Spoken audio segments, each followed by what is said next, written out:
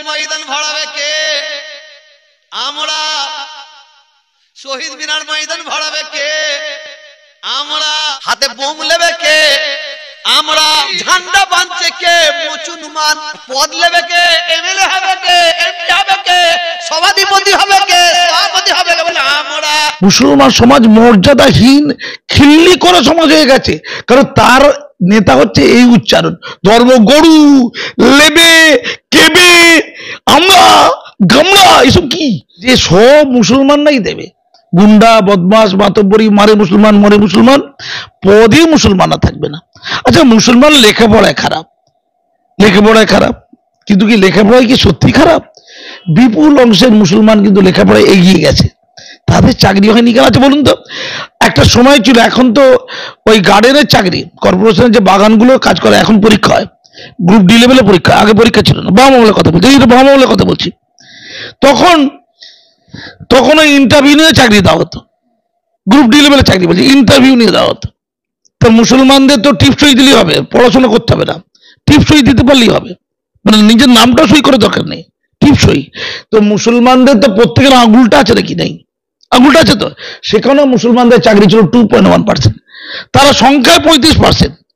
আর ওই মানে ঝাড়ুদারের চাকরি বা গার্ডেনের চাকরি, যেটা একসময় পরীক্ষা হতো না, সেখানে 2.1% নেবে না চাকরি, চাকরি অ্যাকচুয়ালি দেবে না। ফলে আমি চাকরির কথা বাদ দিলাম, শিক্ষার কথা বাদ দিলাম, কিন্তু ক্ষমতায়ন, রাজনৈতিক ক্ষমতায়ন, এম্পাওয়ারমেন্ট, যেটা তহা সিদ্দিকী বলার চেষ্টা করেছেন, আমি বক্তব্যকে কুর্নিশ জানাচ্ছি।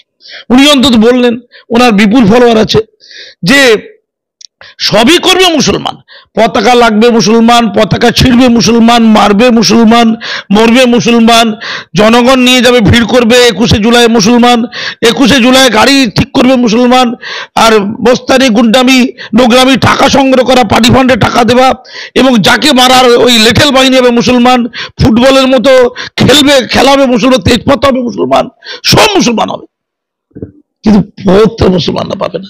উদাহরণ কি? তহসিদিকে ব্যাখ্যা করেনি, ব্যাখ্যা করে দিচ্ছি।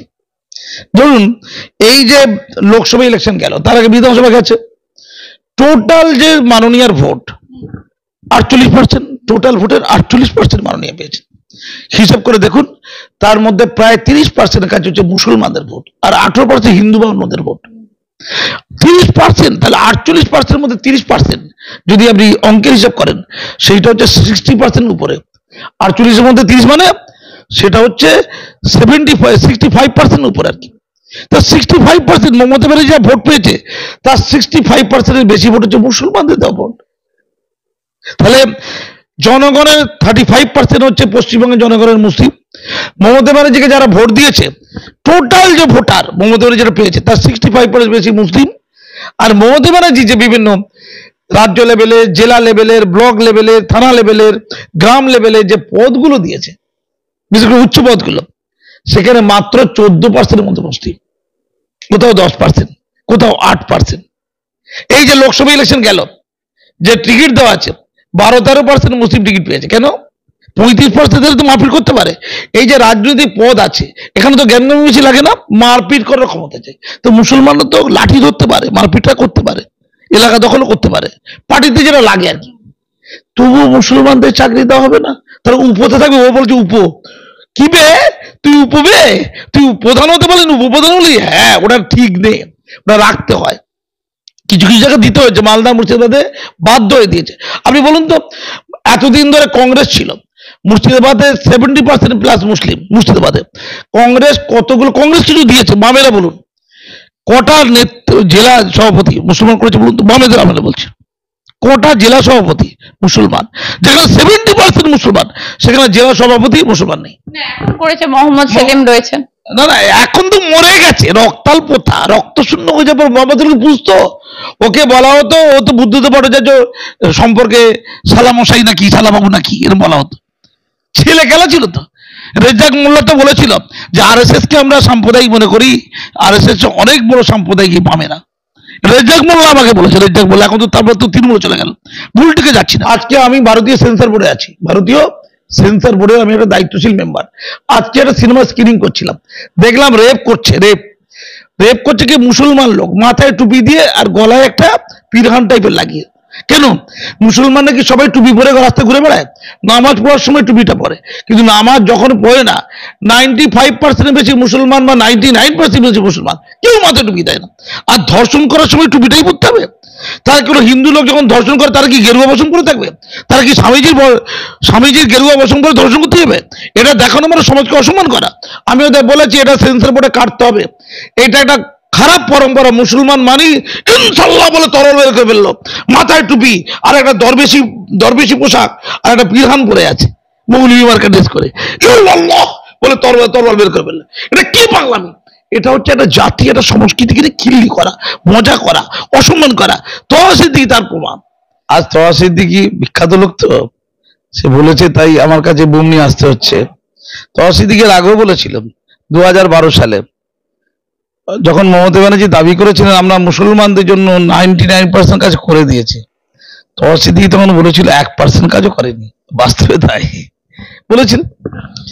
তারপরে আবার চলে গেলেন সবাই মিলে ফুরফুরাতে, ম্যানেজ ট্যানেজ হয়ে গেল, ওনার বাড়িঘর বড় হয়ে গেছে, বাড়িঘরটা বেশ বড় হয়েছে। অত বড় বাড়ি কি নবী কি বলেছেন নাকি, ইসলাম ধর্মে বলেছে নাকি? বিরাট বড় বাড়ি করে ফেলো, রাজপ্রাসাদ করে ফেলো। আচ্ছা, এই যে পিজ্জা দ্বারা ইনকাম করে, কোথেকে ইনকাম করে এটা ভালো করে বুঝতে হবে। ইসলাম মতে কি ইনকাম খুব বৈধ? জল পড়া, পানি পড়া, তেল পড়া, তাবিজ আর মিলাদ, কোনটা ইসলাম পারমিট করে বলো নাকি? জল পড়া, পানি পড়া, তেল পড়া, তাবিজ, মিলাদ, পরজীবী প্রাণীরা সব। কারা কোথায় শ্রদ্ধা করে, শ্রদ্ধা নিয়ে তাকে তুলে রেখে দিন, বসে থাকো। পরজীবী প্রাণী করে অট্টালিকা তৈরি করছে। জনগণ, সাধারণ ধর্মমোদী মানুষ, ধর্মপ্রবণ মানুষ, অসচেতন মানুষ টাকা পয়সা দিচ্ছে, অট্টালিকা বানাচ্ছে। তো মাননীয়াকে যখন বলেছিল, মাননীয় দলবল চলে গিয়েছিল, মুখটা বন্ধ হয়ে গিয়েছিল। তা বলছে না, মাননীয় একমাত্র মুসলমানদের থাকে, ও উঠিয়ে বলেছিল। আমি তহা সিদ্দিকীকে বলি, উনি বলছেন আমি ধর্মগুরু। কে ওনাকে ধর্মগুরু বলেছে? উনি ধর্মে কি বোঝেন? উনি ধর্মের কি জানেন আগে বলতে হবে। ধর্মের কি বোঝেন, ধর্মের কি জানেন? মূলত তো অশিক্ষিত লোক একটা।